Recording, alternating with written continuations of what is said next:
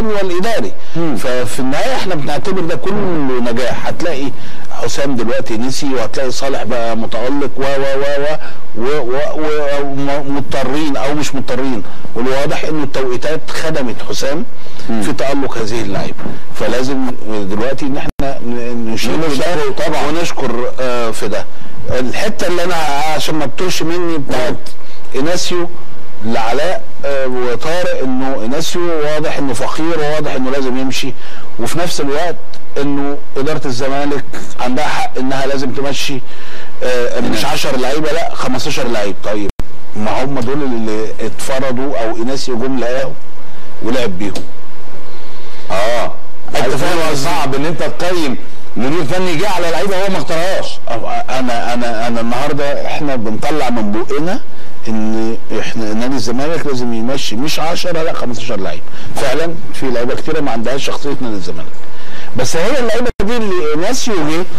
ده حاجه، ده السبب الوحيد اللي يمكن يرد لي على سؤال انا وكابتن علاء. انت فاهم تشكيل، انت فاهم قصدي؟ مره يلعب ابراهيم، مره يلعب انت فاهم فتحي، مره يلعب ناصف، مره يعني احنا حد منكم حل لي المعادله دي. والله غلطان يا كابتن علاء النهارده.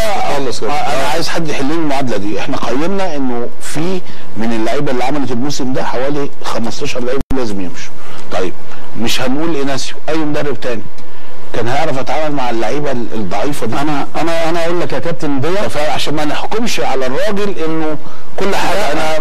انا عن نفسي مش عارف اقيمه كمان. على رايك في وجود رايي بيقول في وجود رايي بيقول ان انا لازم امشي 15 لعيب. طب هم دول موجودين. هو ده اللي يرد لنا على السؤال اللي احنا وانت يمكن يا كابتن علاء، ان هو مش عارف يثبت تشكيل. الكلام ده اقدر اقوله لو هو بقاله فتره صغيره يقدر مش قادر يحكم على اللعيبه، لكن هو لعب في مباريات نادي الزمالك لعبها كويس، وكان في لعيبه في الملعب ادائها كويس من ذكائه ومن انا اخليهم من كفاءته اللي انا خلاص انميهم.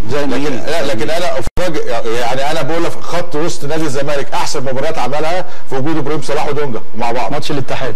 تمام. خلاص انا النهارده شفت اللعيبه دي كويس. تاني ماتش ده بره وده احتياطي. طب على اي اساس؟ مع بعض كتير في ماتشات. تمام. يعني انا النهارده من ذكائي اللي انا اقدر احط ايدي على اللعيبه يعني بالمستوى ده وطلع ده للدوري، بالمستوى ده وطلع الثالث، ودي برضو لغز برضو يعني. تمام. لكن النهارده فين الكفاءه بتاعتي كمدير فني اللي انا اقدر اشوف اللعيبه دي واحولها انا كراجل مدرب محترف الحاجه اللي ناقصاه ازودها له؟ مفيش. هو راجل جه. طب انت النهارده خبرت المهم على اي اساس؟ ما شفتش الفرقه دي؟ ما شفتش اللعيبه دي؟ ولا بعد ما استلم اقول والله يا جماعه الاربعه دي اللي عايز اشتغل خلاص بقى يبقى احنا هنضحك على بعض.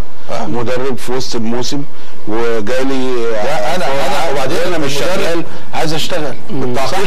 بس انا عايز اقول جزء مني ان انا اشتغل. كابتن طارق مصطفى قال جمله تتلخص المدرب الذكي اللي انا اقدر التمس له العذر لو الكابتن ده اللي بيقول عليه ده، لو اقدر اشوفه في مباراه بيغير تغيير صح لكن ما ادانيش الضوء الاخضر في هذا. اقدر اقول النهارده تشكيله صح، مش قادر برضه انا هاخد من كلام كابتن علاء الصح والغلط. علاء وطارق بيتكلموا في 15 لعيب وحش. حتى لو غير لعيب وحش يا كابتن ضياء، لا انا ما اتكلمتش في 15. انا فاهم قصدك كابتن علاء. تديني فاهم قصدي. انا فاهم قصدك. لا انا هسالك السؤال اللي هو عايز يقوله لك او يوصله لك ويوصله للساده المشاهدين. بمعنى انا عايز المناقشه تبقى متوازنه. لا متوازنه. لا متوازنه. الناس فاهمه ان احنا بنقول لا احنا بنتناقش في الجانب الفني الصح. طبعا. لا وفي نادي احنا بنحبه كلنا، سواء كابتن علاء موهوب سواء حضرتك طبعا سواء كابتن طارق مصطفى كانت الصروح الرياضيه المهمه. الكابتن علاء عايز يقول النهارده كلنا اتفقنا ما بين الشوطين ان هو لازم يعمل تبديل مع بدايه الشوط الثاني. طبعا انا هو عايز يقول لك على كده هو ما عملهاش. ده اللي انا عايز اقوله. هو الكابتن ضياء عنده حق في حاجه، ان هو بيتكلم ان المدرب لما يختار لعيبته تقدر تحكم دي بعد كده، ولكن ده مبقاش متواجد بشكل كبير جدا. وانا ادي تجربه بالنسبه لي، انا رحت نادي العروبه في الامارات، لقيت اللعيبه اللي في نادي العروبه مش هي الفكر اللي انا عايزه. فبدات سنه انا اللي اغير بقى، انا اللي اجيب، انا اللي احط، انا اللي اجيب ده بالطريقه اللي انا عايز العبها. وده اللي بيقوله كابتن علي. المدير الفني انت بتقيمه بايه؟ بالمباريات اللي بيلعبها، مش بقى بالمباريات اللي بيلعبها في الملعب. انا زي ما انت قلت دلوقتي، ده مش النهارده بس، ده حتى النهارده في تغييراته تغيير غلط. الراجل فضل مستني على 3 فندرات في نص الملعب. انتم مدربين فضل 3 فندرات في نص الملعب. انت وعلاء اديك فرقه من اول السطر. لا غيرها، لا غير هو برضه انا بتكلم علاء، هو عايز يقول لك ما ادانيش اماره حتى عشان اجيله جزئيه التغيير حتى يعني بقول لك ارمي بياض يعني الاداء يعني ما عملش اداء عنه والله ما بدافعش عنه كناس. انا بدافع على مدير حط في موقف انه جه في الوسط، لانه كل مدربي اللي جات تعاقبوا منهم طارق كان مع باكيتا مر بنفس التجربه. 35 يوم ما لحقش يشتغل، ما لحقش يوظف، ما لحقش يغير، مش 40. انا قصدي ان انا علي مش ما كانش هتفيد الفرقه، لانه الفرقه المجمل بتاعها بس هو عمل ايه يا كابتن؟ زيرو. يبقى هو عمل ايه؟ يبقى هو عمل ايه؟ عمل الصح. لما تبقى الفرقه مش قادره او الفرقه مش شايفه او الفرقه ما بتروحش، انما هو فضل مستمر على نفس طريقه اللعب وعلى نفس اللعيبه. يعني معروف يوسف يلعب، واحنا قلنا قبل كده ان معروف في 2 ديفندرين يا جماعه ما يلعبش، ما بيعرفش يدافع، ما بيعرفش ليه. النهارده 3، وانا اديت مثل قبل المباراه قلت ليه مستر باكيتا جه يلعب ب3 ابراهيم صلاح وطارق حامد. ده النهارده عمل حاجه خطيره جدا واول مره تعمل، ان حط ابراهيم صلاح ديفندر وطارق حامد على يمينه وده على شماله، وطارق حامد ما يلعبش الحته اليمين دي خالص، لان مش الامكانيات اللي طارق حامد يلعبها. طارق حامد يلعب بتاعت ابراهيم صلاح. كنت انت بقى تستغنى عن ابراهيم صلاح، تستغنى عن معروف، تستغنى عن اي حد من ال3 دول. بتغير دايما تغييراته يا كابتن. ان حاله اللعيبه دي النهارده حالتهم حتى لو ودينا لا مش النهارده ناحيه اليمين يا كابتن هتفيد. لا يا كابتن هي مش هتفيد او مش هتفيد، مش موضوع يمين. بس كانت ممكن تفيد لافضل لو انا طلعت واحد من ال3 من نص الملعب، ال3 بتوع نص الملعب، بدل ما انزل دونجا مكان طارق حامد ما كنتش نزلت دونجا. انا نزلت مين؟ هو بيلعب من واضحه يا جماعه. هو دخل طريقته في كل عين يا علاء. هو النهارده واضح مبدا واحد بس، انا مش عايز اخسر النهارده. بس اللعيبه فين اعداده؟ بص يا علاء، اعداده من كام يوم للمباراه بيقول كده، طريقه لعبه النهارده غير كده. عدم تغيير لما جات له فرصه ان هو بالظبط طارق حامد كان ممكن قلب طريقه اللعب.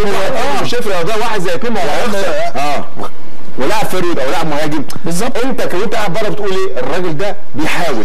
انما انت خسران 1-0 وشكلك مش كويس ومفتقد الكرة تماما، والنادي الاهلي لما بيحب يعمل استحواذ على الكرة بيعملها، وما يجي نتكلم عن النادي الاهلي لازم نتكلم عليه كويس قوي. النهارده انا عامل مباراه النهارده انا عايز اقول انا عايز اقول حاجه بس دليل على كلام الكابتن. احنا كنا بنحلل هنا مباراه بتروجيت ونادي الزمالك، وكانت المباراه دي النادي الزمالك طالع بعد المباراه دي هيلاعب كابس يونايتد هناك، ودونجا كان افضل لعيب في الملعب. لما عمل التغييرات وطلع دونجا اخر ثلث ساعه، قلنا بس لازم يطلع دونجا. عمل ماتش كويس قوي عشان المباراه الجايه طارق حامد مش هيلعب، وهيلعب مين؟ دونجا، وده وضع طبيعي. دونجا على الدكه ولما حب ينزل حد في نص الملعب نزل ريكو اللي كان بعيد خالص. ففي حاجات بتقول ان لا، ان الراجل بعيد جدا جدا. انا هقول واحده كمان صح يا كابتن ولا هو يميز مدرب عن مدرب. في مدرب حاجات كتير، في مدرب شخصيه اللعيبه بتعمله لعيبه مهاريه في الملعب كويس قوي، عندها فتنس، عندها ذكاء، عندها مهاره تغطي على تمام. عشان كده في ناس كتير قوي بتقول لك اللي عمل جوزيه هو لعيبه النادي الاهلي، ودي حقيقه طبعا. كل من موجود في الناده الاهلي ايام مستر جوزيه طبعا بس هو بالاضافه الاثنين انا عايز اقول حاجه هنا معلش، مش فنيان اكتر من شخصيه من شخصيته هو مهاره اللعيبه زي ما علاء بيتكلم بتغطي على حاجات كتير قوي كتير جدا. انما انت خصوصا في الانديه الكبيره كده لما تجيب مهاره لعيبه واللعيبه كلها تقيله، شفت هي الجزء لاعب وائل جمعه راس حربه ولا عبد بركات كل حاجه. هو علاء هو مع احترامي الكامل طبعا لكل النجوم اللي كانت موجوده، هو كان قادر يمشي زي الامور كويس. هو كان معاه، انا معاك ان هو كان معاه احسن لعيبه في مصر تمام، لكن هو شخصيته كمان ساعدت مع اللعيبه دي، عملوا حاجه تقريبا اللي كلامك الاثنين مع بعض يا علاء. وتقريبا الكابتن علاء ان في بعض المواقف جوزيه كان زي ما قال كابتن طارق او زي ما اعتقد ان كابتن علاء قال ان هو خسران كان جوزيه بيغامر وينزل ويهاجم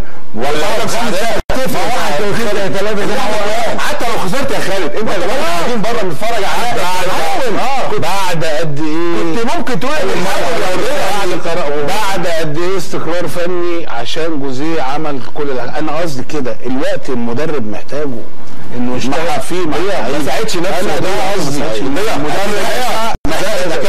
اكمل بقيه في نوع من المدربين وفي نوع من المدربين بيبقى عنده الكفاءه والمهاره والفنيات. هو ده المدرب القوي اللي هو بيقدر يخلي اللعيب اللي 60% 90%. صح تمام. ده دوره كمدرب طبعا او مدير فني بشخصيته بشغله في الملعب معاه جهاز قوي للشباب وكمان بطريقه كلامه مع اللاعب سواء في الملعب سواء في المحاضرات سواء مع اللعيب نفسه في الملعب. ده المدرب. لكن انا اللي شايفه ان ده ما قدرش اللعيبه اللي معاه ممكن كلنا نجمع اللي هي مش مساعده نادي الزمالك. لكن كان هو فعلا لو عنده كفاءه كان ممكن يعلي بالمستوى ده للمستوى ده. انا